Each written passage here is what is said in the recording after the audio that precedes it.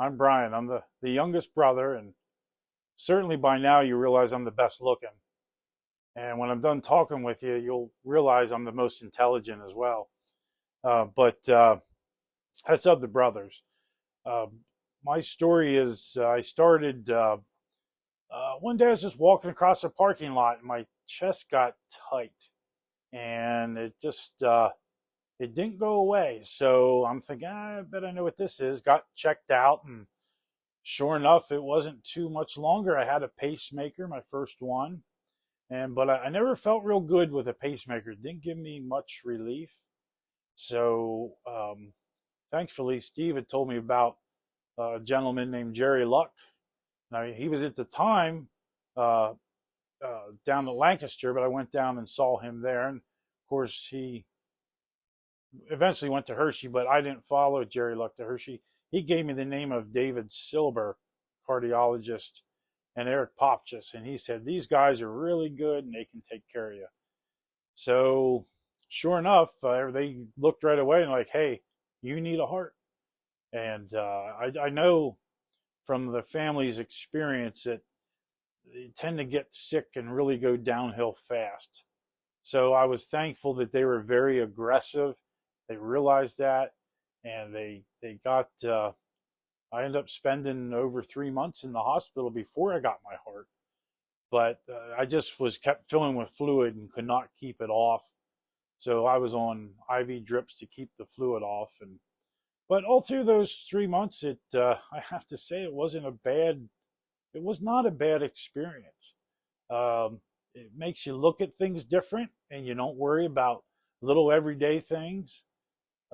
It just that part helps a lot, and I enjoyed the nursing staff. They were phenomenal, and all the docs were phenomenal. I just couldn't have asked for more. But the day I was told I got my heart, I had a my church was very supportive of me, and I had a friend of mine who had a visiting pastor. His church was so large. Well, the visiting pastor would come in and see me, and over a couple months, you would develop a bit of a rapport with him. And so he one day he was in there, and they come to me the day before, and they said, you know, Brian, they said, we think you might have 48 hours before we're going to have to remove your heart, put a pneumatic type heart in. Then you'll be here for 8 months because you're actually too sick to get a heart. Your other internal organs have gotten too far. They're just not good enough for that. So, it was a very short window, and they already had the equipment coming down from New England. So I said, hey, it's not my call. It's what the Lord wants me to do. He'll take care of me either way. He's going to take care of me. So anyway, I was talking to this fella, and he said, before he left, he prayed. He said, Lord, if it's in your will to give this young man a heart, give it to him now. And it was, I think, 20 minutes to a half an hour later. Here comes the transplant coordinator, and the doc that was on call was Dr. Boehner at the time. He comes down, and with both of them had big grins. We just found your heart. So the rest of that time was a whirlwind, and they had to run down to outside of Philadelphia to pick it up, and the weather was terrible, so they couldn't fly. They had to take two big 4-wheel drives down to pick it up, and yeah, I got that in, and 13 days later, I was out of the hospital. I went to work full time shortly after that. I mean, my recovery period was relatively short, and I've been working full time ever since. I've elected position Perry County Commissioner, and that certainly eats a lot of time up, as well as I also have a small sporting goods store that I really enjoy working. So then I have 4 children. I was able to see them grow up because of that heart transplant. And now I have 4 grandchildren at this point, hopefully more on the way, hint, hint, kids. But I would have never seen them without the God's grace and the Hershey Med Center doing such a great job. Yeah, so I'd wish, you can always look back, and hindsight's always 2020. But I had an uncle Uncle Barry, he died. I just remember him when I was young, 33 years old, I believe. Same thing. Of course, my dad passed away with it. His mother, I think she died at 49 years old or somewhere in that area. And I never met her, my grandmother, my dad's mother. And that was due to the heart condition. My Uncle Tub, we called him, is Clyde, but we called him Uncle Tub. And he was, I spent a lot of time at his house in the summers running around, and uh, he was just wonderful. But we lost him. He was in his 40s to congestive heart failure, and the heart just starts to grow and doesn't want to stop. And also had Uncle Jack. He was from up in Dallas, Pennsylvania. He was a writer. John was his name. Everyone's called him Uncle Jack. And same thing with him. He just got weak and passed away. And it's just something in our family that we're doing what we can to make sure it doesn't happen to further generations. Also, it doesn't happen to anyone in your family. If we can help the treatment, help the cause, and help the predictability of this coming, well, we're all about that. I think that's a big reason why we wanted a lot of folks here today. And I know for me, we certainly appreciate you coming and appreciate the time you're giving. I hope you have a wonderful evening. Thank you.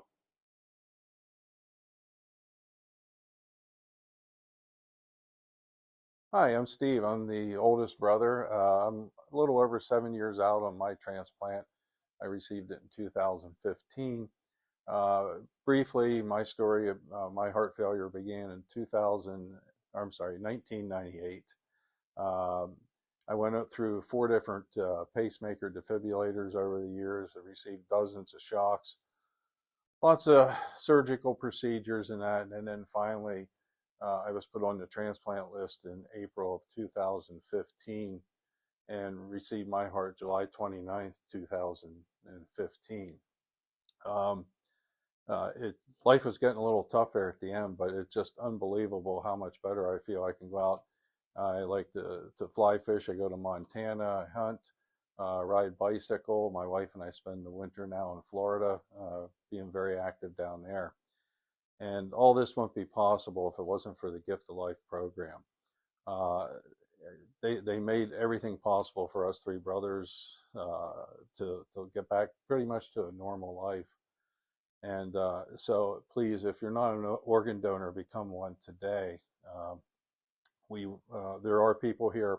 They'll be able to assist you with that, how to make your family aware that you want to be an organ donor. It's very, very important. There's just not enough to go around. And to get through this, it wouldn't have been possible without my wife, Donna. She was there for every procedure I had, every doctor's appointment.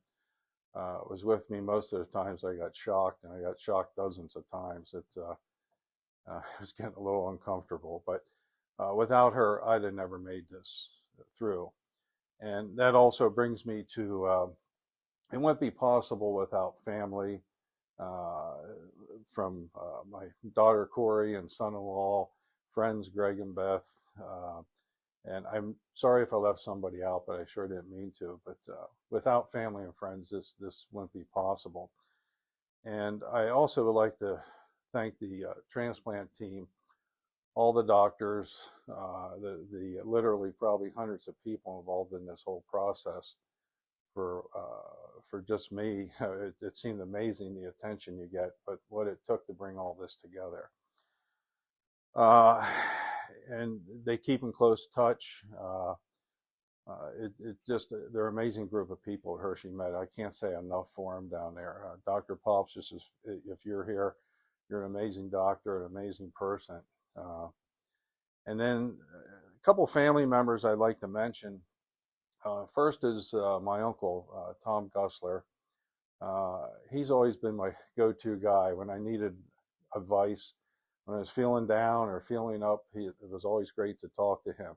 He has supported his family like nobody else I know. It's just unbelievable what he's done for all of us, and we're all very thankful there, Uncle Tom. Thank you again.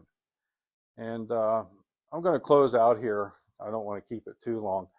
A lot of people have asked me, how did you go through this? What's your drive? What's your motivation to? It was an unbelievable procedure, and 17 years of heart failure got a little tough at times. But I want to share a photo with you, and it is my favorite photo of all time. And this is the reason, at least me, and I'm sure most other transplant patients go through this procedure. It is a lot, and this is my favorite photo of all time, and it's my daughter Corey. This is about 3 weeks after my surgery, and she has me out for a walk. Mom's following close behind and took this photo. And this is the reason that we push on to live and make each day to the fullest. Love you, Corey. And this, again, it's my favorite photo. Thank you very much.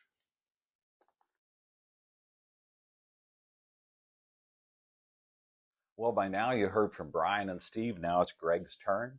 I'm supposed to keep this brief. You know I can't do that. Family, friends, and faith. You can't have a good family functioning without faith. You can't have a true friend without faith. And faith in our Lord makes everything possible. And everything has been possible for the three brothers. Faith in the staff at Hershey Med and the faith that they had in us. They just don't give these hearts out to anyone. So family, friends, faith, Hershey Med. Simply thank you. There's a million words you could use, but simply thank you. We are so grateful. All the phone calls, the texts, the emails, we got poems, even riddles in the mail and such. After the operation, the way you supported my family is outstanding. Brandon stepped up and took care of all the phone calls and communication. Marie came in and took care of me in my room each day. And of course, Tracy's always Tracy. She's great. She does everything for everyone. And I'm just so blessed there. Medical care was outstanding. And of course, we're here today to honor all those good folks from Hershey. What I wanted to do was to tell you what my day was like with the heart transplant. Friday afternoon, March 10th, I went to visit my Aunt Arlene over in an assisted living center. Unfortunately, it's the last time I saw her. She passed away this year. But before I left, she said, Greg, let's sit down and pray. And she prayed that I would get a new heart, prayed for many other things too. She was a great, godly woman. I get home, the phone rings. It's Buckeye. Buckeye is like the multi-list. We're going to use a little real estate lingo here. The multi-list for hearts. They have all the organs and such, and they're contacted by the hospitals, etc. So when I got the call from Buckeye, I just thought it was going to be checking up on records and that type of thing. But the phone call was real simple. This is Andrew from Buckeye. It's time to go to Hershey. And that's great. So I said, Tracy, it's time to go. Believe it or not, she didn't believe me. And I've never teased anything about this heart stuff, but we were both just so kind of dumbfounded, I guess you'd say. So we hustled down to Hershey, checked in at 5:30, and it was amazing from there. It was just a blur. They put me in a wheelchair, we went back a hallway, and it seemed there were 100 people in this room that we were in within a matter of hours. They were taking blood and just doing all kinds of stuff to you and tests and hooking up machines and flying in and out. It was really something. It's like you were a car at a NASCAR event and you pulled in to get tuned up. It was just absolutely amazing. And then from there, like I said, it was a blur. And then there were different delays. They were hoping to do it that night. Of course, they had to wait till the heart gets there. It was in Delaware. They had to get up to Pennsylvania.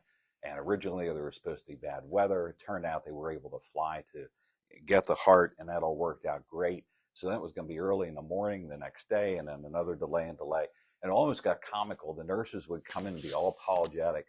Oh, I'm so sorry. You know, there's going to be a delay of an hour. This is going to happen or whatever.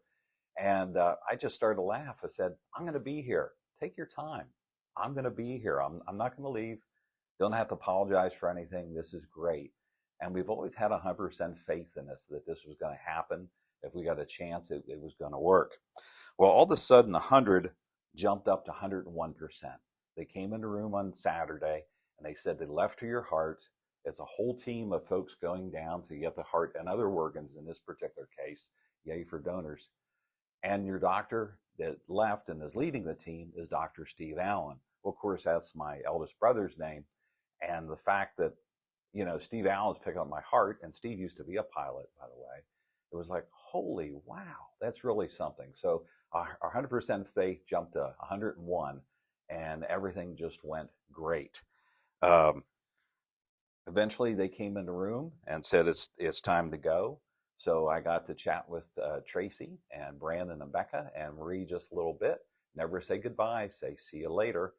And when I went in the operating room, it was just absolutely amazing. All the people that were in there, the bright lights in there.